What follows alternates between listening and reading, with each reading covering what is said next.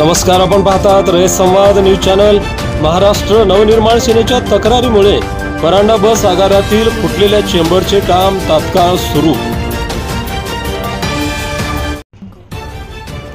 महाराष्ट्र नवनिर्माण सेनेच्या तक्रारीची दखल घेत परांडा बस आगाराने फुटलेल्या चेंबरचे काम तात्काळ सुरू केले आहे। यामुळे प्रवासी वर्गातून समाधान व्यक्त केले जात आहे। याबाबतचे वृत्त रयत संवाद न्यूज चॅनलवरून प्रसिद्ध करण्यात आले होते। परांडा बस स्थानकातील सार्वजनिक शौचालयाचे चेंबर फुटल्याने सर्वत्र दुर्गंधी पसरली होती।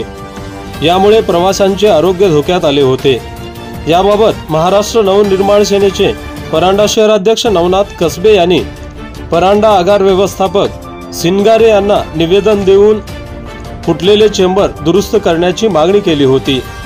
याची दखल परांडा बस आगाराकडून घेण्यात आली असून या चेंबरचे काम सुरू करण्यात आले आहे।